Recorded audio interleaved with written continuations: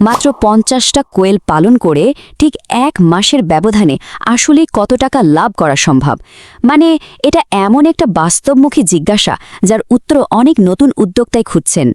আজ আমরা একদম নির্দিষ্ট সময়ের এই নিখুঁত হিসাবটাই খুঁজব। দেখব এই ছোট্ট উদ্যোগটা সত্যি সত্যি আয়ের একটা নির্ভরযোগ্য উৎস হয়ে উঠতে পারে কিনা। প্রথমে আসা যাক আমাদের মূল আলোচনা অর্থনৈতিক সম্ভাবনা বা শিরোনামের বিশ্লেষণে।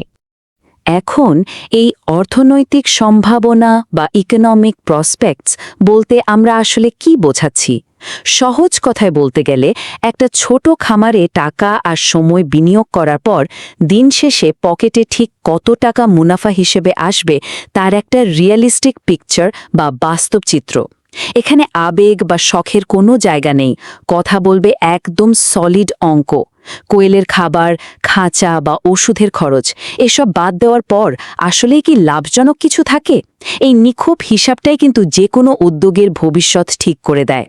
এবার আমরা একটু দেখব ক্ষুদ্র পরিসরের খামার বলতে ঠিক কী বোঝায়, আর আমাদের আজকের আলোচনার গণ্ডিটাই বা কতটুকু। সাধারণত বড় খামার মানেই কিন্তু বড় ঝুঁকি, আর সাথে বিশাল মূলধনের একটা ব্যাপার তো থাকেই। কিন্তু এই ক্ষুদ্র পরিসরের খামার বা স্মল স্কেল ফার্মিং মডেলটা সেই ঝুঁকি অনেকটাই কমিয়ে আনে। এটা এতই চমৎকার একটা ধারণা যে বাড়ির একটা ছোট্ট কোণে বা ছাদেও খুব সামান্য খরচে এটা শুরু করা সম্ভব। মানে বিশাল কোনো জায়গা বা ভারী যন্ত্রপাতির টেনশন ছাড়াই নিজস্ব আর্থিক সম্ভাবনা যাচাই করে দেখার জন্য এর চেয়ে ভালো অপশন আর কী বা হতে পারে? আলোচনার এই পর্যায়ে আমরা দেখব ৫০টা কোয়েলের মানদণ্ড বা স্কেল নির্ধারণের বিষয়টা। ৫০ খেয়াল করলে দেখা যাবে সংখ্যাটা খুব একটা বড় নয়, আবার একেবারে ছোটও কিন্তু নয়। এই মডেলটার জন্য ঠিক ৫০টি পাখিকে একটা আদর্শ মানদণ্ড বা বেঞ্চমার্ক হিসেবে ধরা হয়েছে।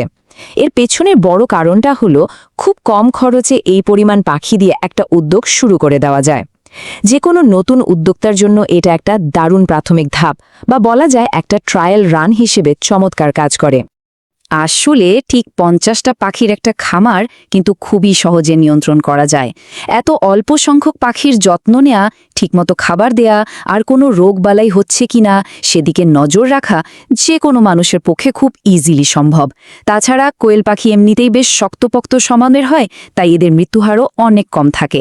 সব মিলিয়ে বলা যায় এটা এমন একটা নিখুঁত মাইক্রো বিজনেস মডেল যেখানে বিনিয়োগ আর লাভের হিসাব মেলানো সবচেয়ে বেশি সহজ। এবার আসা যাক মাসিক মুনাফা পরিমাপ এবং সময় ও আয়ের সীমাবদ্ধতার প্রসঙ্গে। জানেন এই মডেলটার সবচেয়ে চমকপ্রদ দিকটা কি? এর অবিশ্বাস্য গতি। কোয়েল পাখি খুব দ্রুত বাড়ে আর মাত্র কয়েক সপ্তাহের মধ্যেই ডিম দেওয়া শুরু করে দেয়। এখানে ৩০ দিনের একটা দারুণ চক্র কাজ করে। একটু বুঝিয়ে বলি। প্রথম সপ্তাহে খামারের প্রাথমিক সেটআপ, দ্বিতীয় আর তৃতীয় সপ্তাহে একটু নিবিড়ভাবে পালন, এবং ঠিক চতুর্থ সপ্তাহে গিয়ে একেবারে মুনাফার হিসাব নিকাশ। সত্যি বলতে এত দ্রুত রিটার্ন বা লাভের মুখ দেখা অন্য যে কোনো কৃষি উদ্যোগে পাওয়া রীতিমতো কঠিন একটা ব্যাপার। আমাদের পুরো গেম প্ল্যানটা কিন্তু দাঁড়িয়ে আছে এই কঠোর ৩০ দিনের সময়সীমার ওপর। ১ মাসের এই ছোট চক্রটার মধ্যেই আসলে আসল পরীক্ষাটা লুকিয়ে আছে।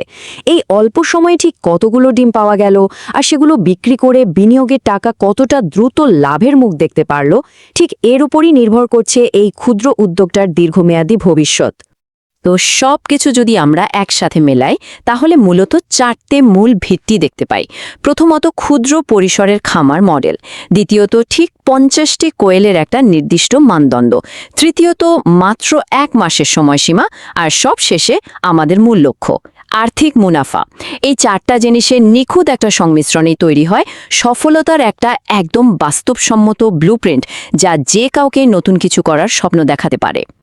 এই সুনির্দিষ্ট কাঠামোটা কিন্তু আসলে গভীর ভাবিয়ে তোলার মতো।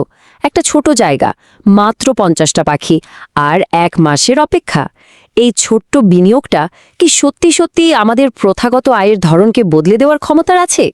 একটা সফল কৃষি উদ্যোগের জন্য বিশাল মূলধনের চেয়ে নিখুঁত আর সঠিক একটা পরিকল্পনাই কি আসলে বেশি জরুরি নয়? এই প্রশ্নের উত্তরটা হয়তো আমাদের আশেপাশের কোনো বাড়ির ছাদের এক কোণে থাকা এই ছোট্ট কোয়েলগুলোর মাঝেই লুকিয়ে আছে।